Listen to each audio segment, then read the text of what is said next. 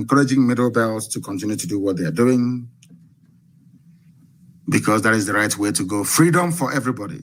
And you will get oil and gas from Biafra land for free. And for those of them saying, oh, we are from South, we are from Niger Delta and all that rubbish.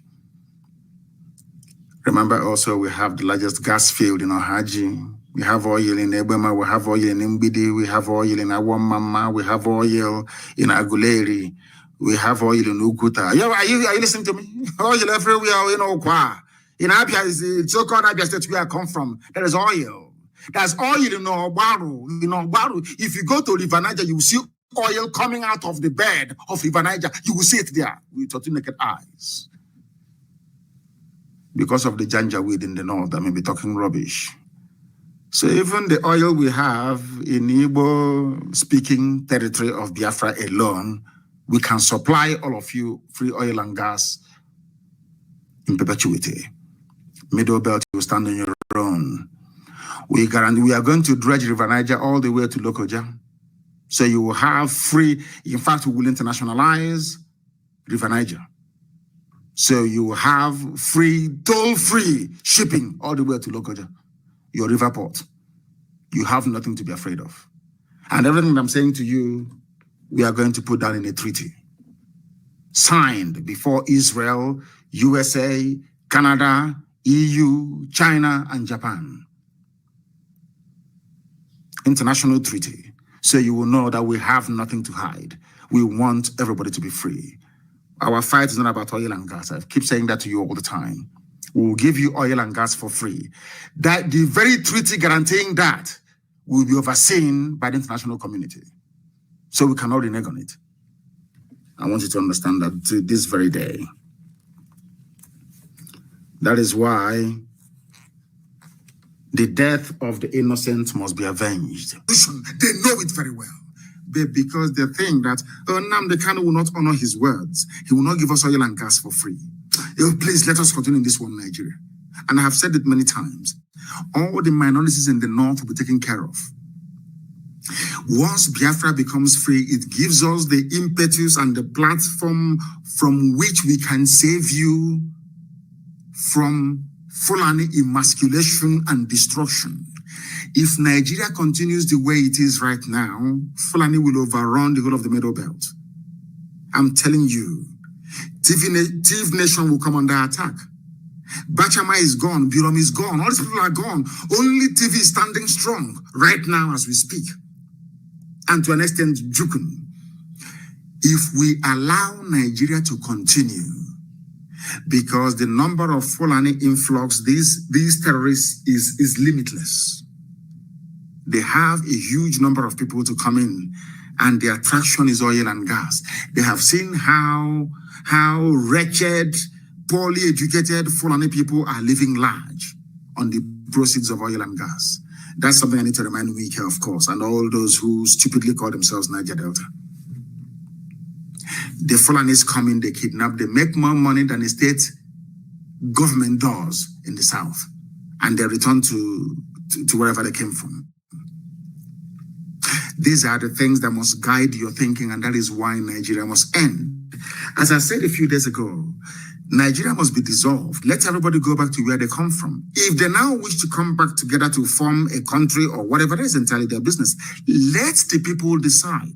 That's all we are saying. Let the people decide. There is no need calling for a coup for somebody to take over a government. No, not at all. Call for popular uprising and ask the army not to open fire. That's all. You know, even the army understands if they open fire, they are dead.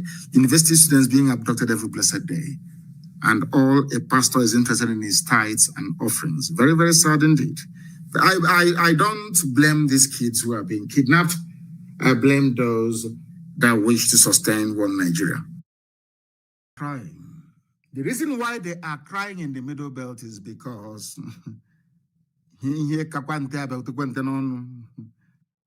if you had said to Benue people and TV people to be precise, who are crying today, that Ojukwu meant well for you, I'm sure today they will say yes. Ojukwu went to Aburi to negotiate restructuring. They rejected it. They lied. They used their media preponderance to propagate lies against the innocent man. they levied war against Biafra. The first shot of the war was fired at Gakem, or Gekem to be absolutely precise, and it was fired by the Nigerian army. Fulani have always wanted to conquer us. You know, Britain thought that the Fulanis were very mild, you know, people, very stupid. They want to squander money. They want to own houses abroad and all the rest of it. They never knew that these are vicious, wild beasts. Now they have realized it. Britain is now saying, you can now say it, isn't it? Today, Benue TV, those that they convinced, Igbo man is your problem, Biafra is your problem, they're the ones who are crying today. Even the first lady of Benue State is crying. Every day, killings in Benue, every blessed day, because they will take it from you. Unless you rise up now to do something. No fewer than 17 persons, including women and children, have been reportedly killed, slaughtered by headsmen in the home of the wife of the Benue State Governor, Mrs. Eunice Autumn. Now is the time for us to be free. I want to reiterate under oath, because I am always under oath 24 hours a day. If the oil and gas from Biafra land is your problem, I swear before God Almighty in heaven, on my honor, my life, and that of my family, that I will distribute oil and gas from Biafra land for free to the entire West African sub-region. For free. Do you know why? So that their economies can grow as well. We need people to buy our goods and our services. Why do you think America gives grants to people all over the world? Why do you think the EU gives grants? Even China gives grants to everybody. Even Australia. Why? Because poor people cannot buy Range Rover. Do you understand it? They need to help you inadvertently to grow your economy so you can have the spending power to buy the goods and services that they produce. It is called common sense. It is not stupidity. I can assure each and every component ethnic group in Nigeria today, this evening, all those of you who are listening, all those of you who are watching and listening, that Biafra will not abandon anybody. We want all of you to be free. You all can remember very clearly what happened between 67 and 70, because every time we talk about our eternal leader, the great Dame Chukwemeka Ojukwu. Why I am doing this program this evening is not to allow what happened in the past to repeat itself. Ojukwu did not declare Biafra because he wanted to. Ojukwu went to Aburi to negotiate for, what's it called, restructuring. And he succeeded in negotiating for a restructured Nigeria back to regions. Listen very carefully. On the ride from their hotel to the airport, I think it was Ankara, who was the then military junta ruling Ghana. Ojukwu and Gowon were best of friends. Ojukwu said, when we go back to Lagos, I will be the person to nominate Yakubu Gowon as the head of state. I hope all of you are following what I'm saying. Ojukwu never declared Biafra. Britain scuttled it because Britain did not want any of you to become developed. They didn't want you to control your own economy. They never wanted you to have a life of your own. They wanted to, you know, this big daddy mentality is us who made you, we created you. You are what you are today because of us. You are nobody. We made you. They love it. So every time we'll be crying, hey, Africa needs aid. Africa needs help. Give them grant. There is vaccine. Why don't you help them? There is polio. There is malaria. Let's help them. They look at us as imbeciles who cannot fend for themselves. They love it. You know that feeling you have That ranked the feeling when beggars are coming to your house and begging you, you'll be feeling very proud and very big. That's the mentality they have. They knew that Ojukwu would have destroyed that. That was why they hated him. Ojukwu only declared Biafra because Gowon reneged on restructuring. Gowon said, no, we are not going to restructure. And Ojukwu said, this was not what we agreed in Aburi. Since you are now saying you are not going to restructure and Igbo people were being slaughtered in the north, there was never any glorious decade in the history of the zoo. Never. Ojukwu said, I will now create a safe haven for persecuted people in the northeasterners to come back home. And that time, everybody was in this agreement together. Efi, Kibibio, everybody was represented in Ojukwu's cabinet. The man that suggested that the name Biafra should be used was an Ijo man. An Ijo man. Ijo is on Chief Frank Opigo. An Ijo man. So when people talk about Biafra, Ojukwu's Biafra, they will never tell you he's Ijo Biafra. They will never tell you he was an Ijo man. Ijo. That said to Ojukwu, our original name is Biafra. And Ojukwu adopted it. Then the propaganda started flying. Sadly, from our Yoruba brethren. Then, very sadly, the lies began. The same lies that they were peddling that led them to label IPOB as a terrorist organization. But people occupying Yoruba forests, people raping and killing in Izombe, people raping and killing at Ozo1, people brazenly attempting to take over the whole of Benue State, they are not terrorists. I want people to, at least those that still have some measure of conscience, to understand what I'm saying. People who are raping and killing you, they are not terrorists. They are not proscribed Miyetiala, no. They are normal. You negotiate with them. You talk to them. You parley with them. But IPOB that is championing the freedom of everybody in Nigeria, I said everybody. Sometimes people misunderstand what we are doing. Biafra is a vehicle with which we are going to liberate everybody, including ethnic minorities in Sokoto, in Katsina, in Bauchi. Only Biafra can save you. Why am I saying this? And I want you to listen very carefully, please, and note what I'm saying down. Fortunately, the people of the South are gifted with a sense of responsibility, and if things doesn't work out, rebellion. If we stay in one Nigeria, for instance, let's say we collapse IPOB and the Oduduwa movement were to stop. Do you think that any minority in the Fulani conquered North will be able to rise up to challenge them? If the answer is no, then other people must do it. Those who are able should do it.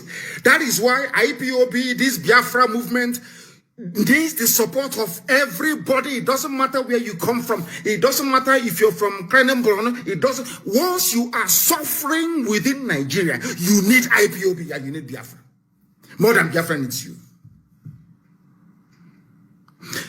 Because if we stop, let's say we collapse IPOB tonight and stop our agitation, how are you going to get electricity in your lifetime? How are you ever going to get good roads? How will you ever hold your corrupt and inept politicians responsible? And more importantly, how are you going to stop Fulanis from taking over your ancestral lands? How? Just tell me. A few days ago, I said something very, very poignant. I said, if you want to remain in one Nigeria, I'm not begrudging you. But look at Hausa people. That is going to be your fate. You are going to be a people devoid of honor and integrity. You will only exist as a people, if at all they will allow you to exist. Now you understand it. That is why we are doing what we are doing. We must cut out all the distortions, all the falsehoods, all the outright lies against what IPOB stands for. Anybody against IPOB is working for the politician. They are paid errats. Owasiwanya is a very spent force, somebody who made his entire existence on sabotaging his people. We love our elders. We respect them. If not that I'm a very, very discernible and sensible man, I would have thought that perhaps that Paya Debanjo has turned around to abandon truth, which I know and respect him for. Do you know that Paya Debanjo said, I am at one with Kanu? Yoruba media said, I am at war with Kanu. After doing my presentation during the Never Again 51 years remembrance of those that the zoo slaughtered and massacred, over 5 million people. After I finished speaking, Paya Debanjo asked to come back into the program to speak. He was allowed. He said, I am at one with Kanu. Fulani is the problem of Nigeria. The media wrote that Paya Debanjo said, I am at war with Kanu. These are the people who have been lying to you, telling you that we hate you, IPOB is too parochial, we hate everybody. And I'm saying, if we hate everybody, why was it that when I was at DSS, those who used to wash my clothes were kids they picked up from Sokoto, from Zamfara, and tagged them Boko Haram sympathizers, locked them up for, some of them for nearly 4 years. They used to wash my clothes. They used to fetch water for me. Boko Haram people. We started talking. They were the ones telling me, they told me every history about Muhammad Yusuf. They found out Boko Haram that the zoo police killed. You know, sometimes, you know that Nigeria even accused me once of supporting Boko Haram. Because I came and I made it very public that Boko Haram is the way it is today because of the wickedness of Nigerians. An average Nigerian is a very wicked animal, a wicked beast. Why do I say this? When Muhammad Yusuf was agitating for referendum, some of you don't know this, the Boko Haram founder was agitating for referendum in the Northeast. The Nigerian police killed him. That was why they turned violent. But when you discuss the history of Boko Haram, people will say that terrorists, they are this, that. But it was the Nigerian state that inflicted terrorism on these very poor people. That was why they took up arms. That is a fact. Castigate Boko Haram all you like. Cast aspersions all you like. Say whatever you want to say against them. It was your docility. You were there. Nigerian police went and killed a man that hasn't killed anybody. Today they're holding El Zagzagi. Holding him. Tomorrow now, when El Zagzagi dies in custody, and another front will be opened up with Shia Muslims in the north, all of you will start yapping as usual, terrorist group, terrorist. But now that El Zagzagi is suffering injustice, all of you are quiet. The only time I'm speaking the truth, you know me, I speak the truth always. I don't give a damn who is upset or who isn't. Have you noticed something? The same thing now that Yoruba media is saying that, of course, I love Sunday Igboho very well. He's doing a very fantastic job, and I will keep supporting him. Do you see the way the Yoruba media are reporting their own people? Do you see how they're writing about every second, every minute, every second, every minute? Because he is Yoruba. And the media in Nigeria is controlled by Yoruba people. And now I'm asking myself, what is the difference between what Sunday is fighting for, what Muhammad Yusuf was fighting for before they killed him, and what Nnamdi Kanu is fighting for? No difference. Follow me very carefully, please.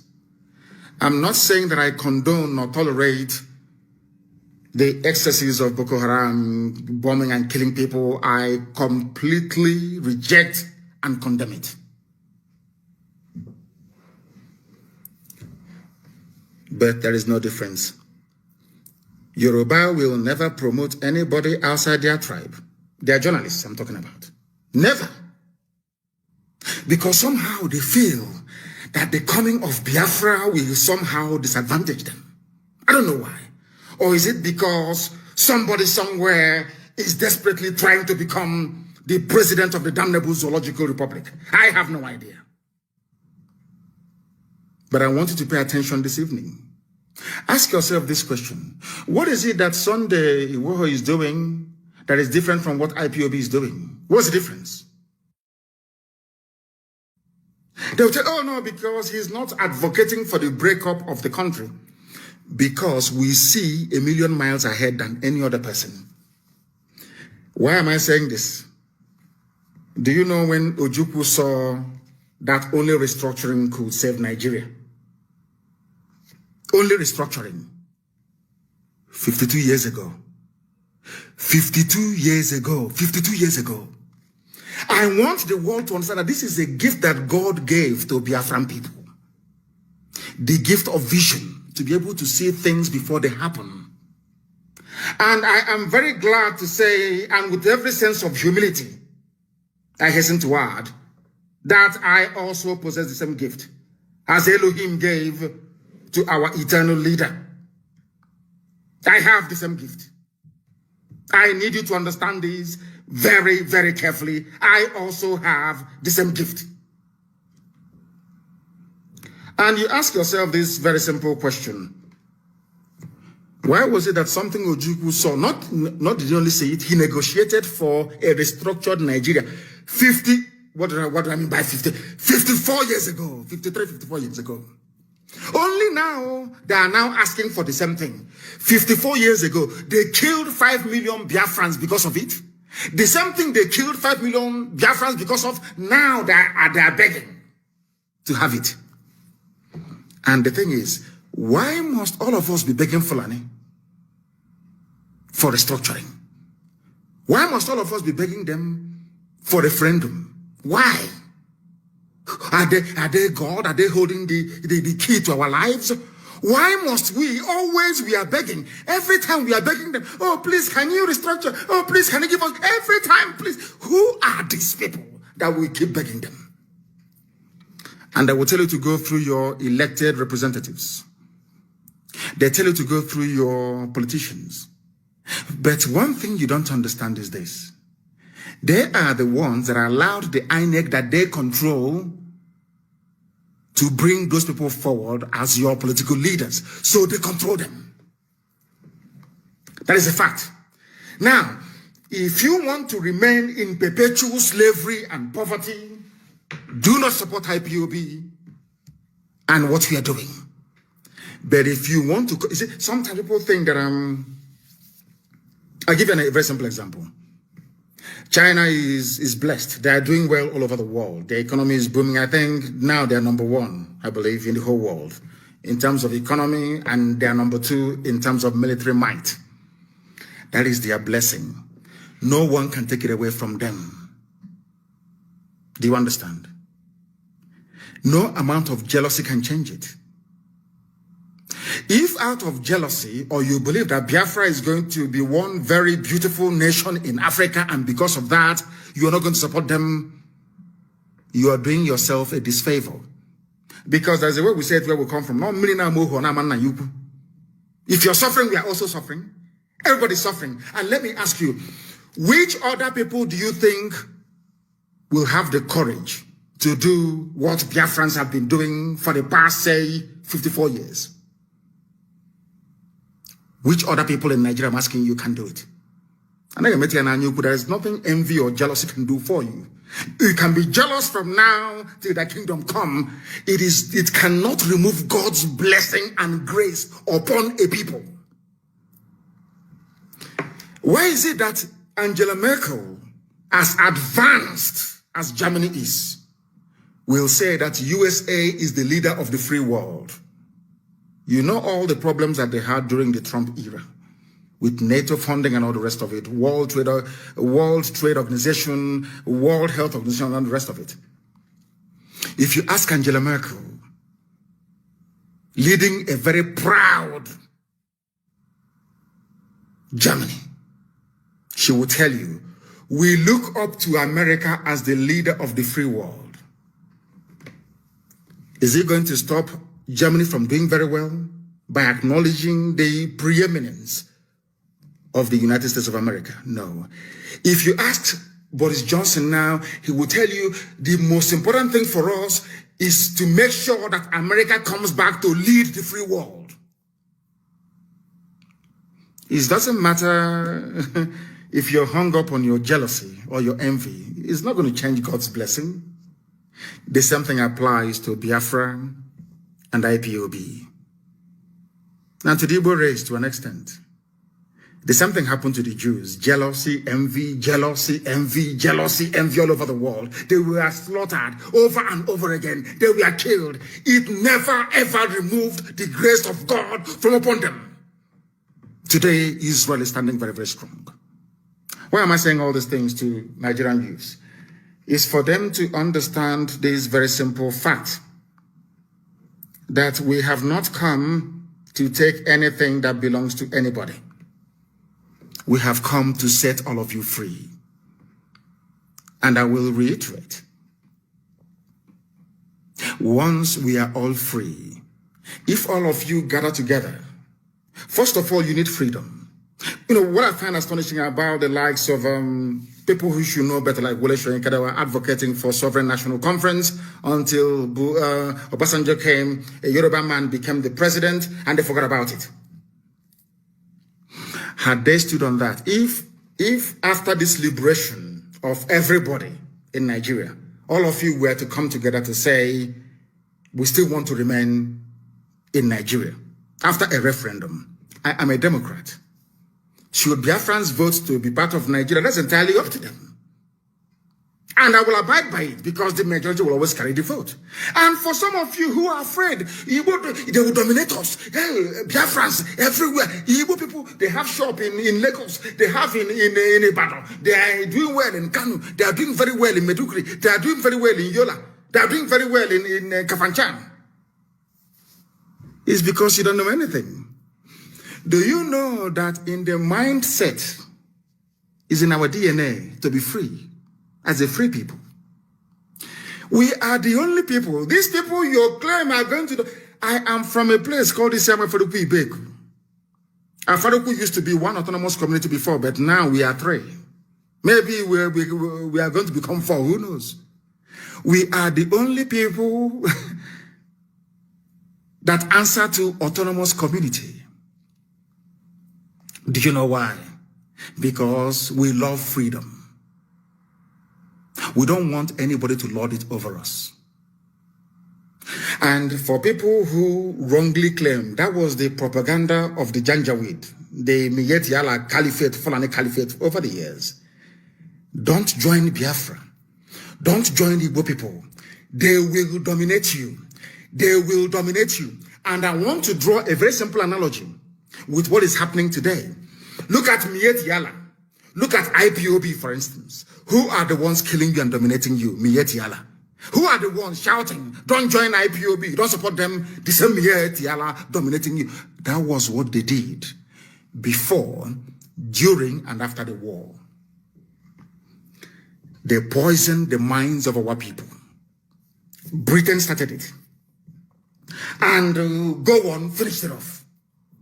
How did they manage to do it? By repeating the same garbage over and over and over and over again until you believe it. Now, I want to put an end to that lie to tell Middle Belt why they must produce a leader, why they must come with us, to let my Yoruba brothers and sisters understand why they must come with us, because together we can liberate ourselves. Then, once we liberate ourselves, to your tent, O Israel. But if during the process of this liberation that is bound to happen this very year by the grace of the Most High, what we intend to do, what we must do is that at the end of this revolution, there is going to be a referendum. And that referendum, there are going to be only 2 questions on the ballot paper. Do you want to continue as, no, 3 questions actually. Do you want to go your separate ways and become different republics or entities or nations? Do you want to have a confederation?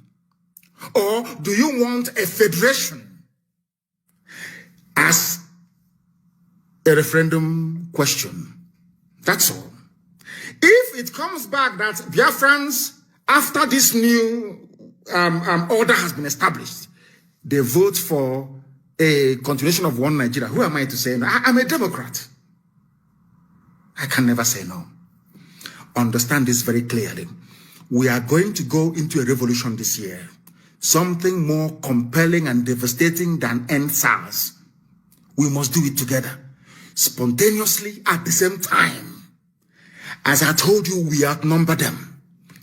Their soldiers cannot fight because a soldier doesn't know if he's firing into a crowd of his own relatives. He doesn't know. It's like throwing a stone into the market. You don't know if that stone is going to strike one of your relatives. But we know they will bring Fulani terrorists from the Sahel, give them Nigerian army uniform to come and fight us. That's what they're going to do, as they're doing in Okigwe right now. Now listen very carefully when they do that. We outnumber them. Fulani is a minority. They're not up to 4% of the population of the zoo called Nigeria. They cannot intimidate all of us. They can intimidate you, that is your business. They cannot intimidate us. Not Nnamdi Kanu, this IPOB. Never. Do you know why?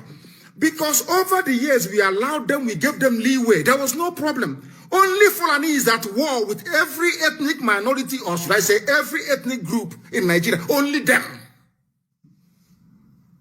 Ask yourself why. We have gone beyond stupid analysis. Every day we analyze. Every day we keep analyzing the news. This happened. That happened. Oh, they have killed somebody here. I said to you, now is the time for us to band together.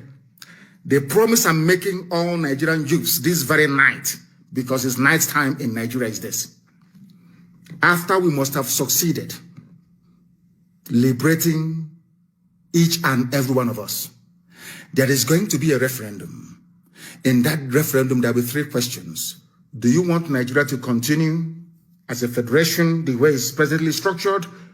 Do you want confederation, which is regional government? Or do you want everybody to go to their tent, O Israel? I know what the problem is. People will say, when I was in detention at DSS, one of the officers that usually take me to court, one very fine, handsome man, he's from Borno State. He said to me, do you know I am a Christian and I am indigenous to Borno? I didn't come from anywhere else. My ancestors, our village, we have been there for millennia. Do you know that? I said, no, I don't know. He said, the mistake people make is that lumping everybody from the north together.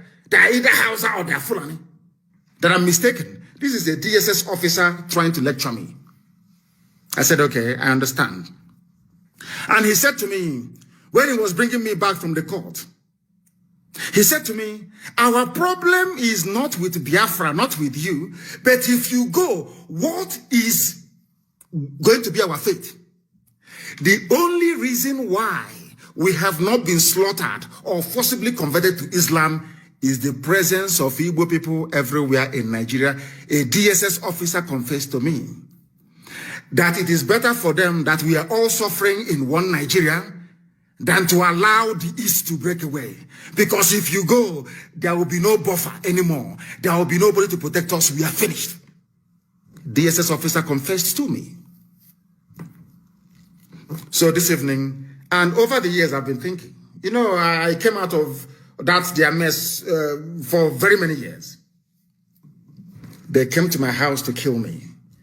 To tell you how, you see, when I say that a black man is evil, people don't quite understand what I'm saying. I want to digress just for a few seconds.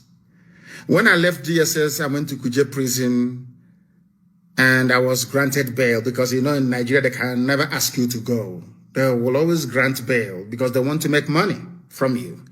And I went home. They said, you don't speak to the press. You shouldn't attend any rallies. I told them to go to hell.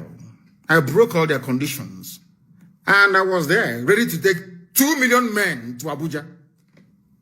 They came to my house to kill me. Now, let me tell you why Nigerian journalists are also part of your problem. Because they never, ever educate you. They always lie to you. I was in my house. The army came, the army of Nigeria sent Nwodo, Ibazo, Ekwemado, and who else invited? And Umahi invited the army to kill me. Do you know the reason why? Because I refused to call off the governorship elections boycott in Anambra State in 2017. I told them I won't call it off. They sent the army to come and kill me. Punch newspaper editor, the owner of Channels Television, every major newspaper, Vanguard, everybody knew that I was in my house preparing to go back to court, and they came to kill me. In the process, they killed 28 of my men. As a result of the trauma suffered, my parents died. Next month, a few weeks' time, will be the anniversary of their burial, because they were buried on the 14th of February of last year. My mother and my father died as a direct result of the trauma that they sustained resulting from that very attack. Do you know what happened? Nigerian newspapers, they have seen the video. They saw the army scaling the walls of my house to come to kill me. They went to court. Buratai gave editors of Nigerian newspapers money, Yoruba editors mostly, to say that I jumped bail. Do you know, that very day I realized that there is a level of wickedness in the soul of a black man, that is why black people are poor all over the world. I never knew. That day it occurred to me that black people are patently evil. I was in my house, sleeping in the afternoon, having siesta, and the army came to kill me in my house. By the grace of God, I survived it. Somebody, a human being that went to school with conscience, had the temerity to say that I jumped bail, that I am a fugitive when they came to kill me, which means that those Yoruba newspaper editors wanted me dead. Do you see how black people reason? Do you see how they think? Now, as I was saying, these people, do not allow them to deceive you. IPOB is fighting for your liberation, for your freedom. And I want that very video to be posted, please, when I was in court, arranging bail for Kanuri people, for Fulani people, for Hausa people, for Nupe people. And if you have the time, go to Kuje prison and ask any long-term serving inmates in the prison. The greatest loss they have endured was when I left Kuje prison. I was the one who arranged for lawyers for Shia Muslims inside Kuje prison. I was the one that arranged for lawyers for Hausa people, Fulani people inside Kuje prison. Go and ask anybody. If I hate other parts of Nigeria, or if what we are doing is born out of hatred, why would I spend IPOB money when I was in prison trying to free people from other ethnic groups? Why would I do that? What benefit do I have to derive from it? That is to prove to you that what we are doing is to try to free everybody. Because if Biafra is free and other people are not free, we don't have freedom. We want other people to be free. So then when Biafra is doing very well, other nations around us will also be doing very well. There is something called economies of scale. That is why I believe that anybody who is a student of economics, you can never be jealous or envious in your life. In fact, if you attended Government College Oman as I did and studied factors of production at Form 3 or Class 3, you can never be jealous in your life. Have you seen any Omahian being jealous before? So the people that went to all these mushroom comprehensive schools in the bush, they don't know anything.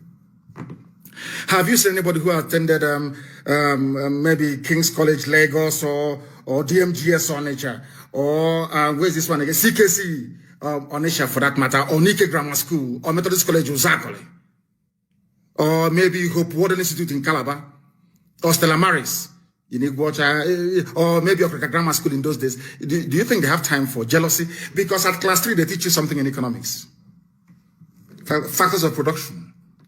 And after that, they say that for you to do very well, all companies or factories producing the same item, if you are sited in the same place, that's why you have industrial parks. There is something called economies of scale. Although you're doing your own business, making your own money, but the fact that you are all together doing very well, there are spin-offs, there are some things you gain from one another. Maybe not directly. It's called economies of scale.